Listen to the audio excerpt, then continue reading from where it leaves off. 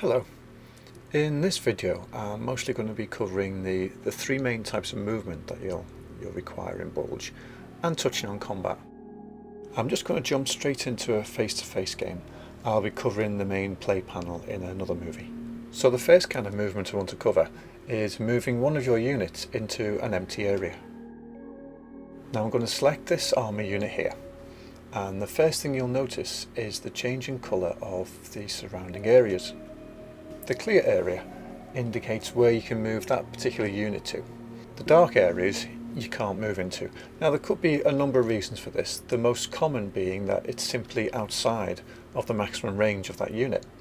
But sometimes it could be that the area is controlled by the enemy, is occupied by the enemy, or that there's a bridge that's being held by the enemy. But it's not essential at first to understand the reasons behind this, because the game does show you where you can and where you can't go. Now, the different types of unit and the different nationalities of those units have slightly different ranges of movement.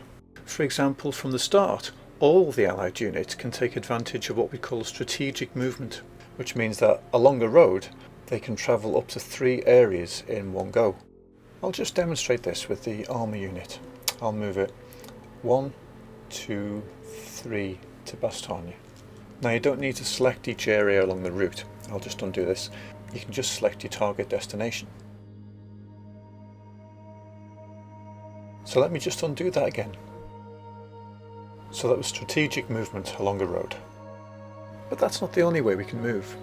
If I wanted to move this unit from Malmedy to Spa, I can go north through Eupen, I can go west through Trois Ponts, or I can go directly northwest over the river into Spa. Now ordinarily it doesn't make much difference which route you take, except when you're entering a battle. Then it can mean the difference between having support and having no support.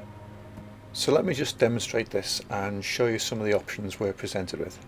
So selecting my unit and then selecting Spa as my target area, I'm presented with these 3 icons. Now the top one is indicating the road route via Eupen. The middle one is demonstrating the river route, and the bottom left is indicating a bridged river. Now in this case it makes no difference which one I choose, so I'm just going to go for the northern route. So that's how you decide on your route from one area to another. And let me just undo this again. Now what happens when we have an area with more than one unit in, such as the city of Verviers? When you select an area, every unused unit in there becomes active. So firstly, I'll select the armour and move it to Spa. Now I've got 2 routes there, and I'm going to take it through the woods for no particular reason. Now if I want, I can continue to move the army one more into Trois Ponts.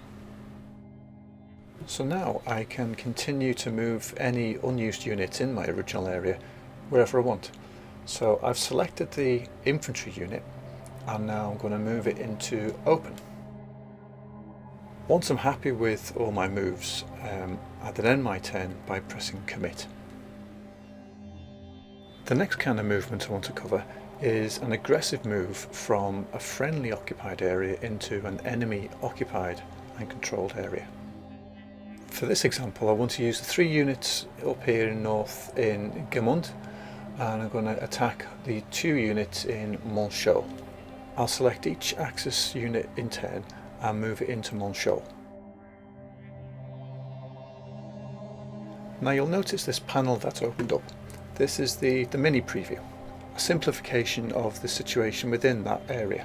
At the top it shows the total strength of each side, and then below that icons representing some modifiers. For example, the Axis units are getting the benefit of artillery and the surprise attack. The Allied are getting the benefit of the woods.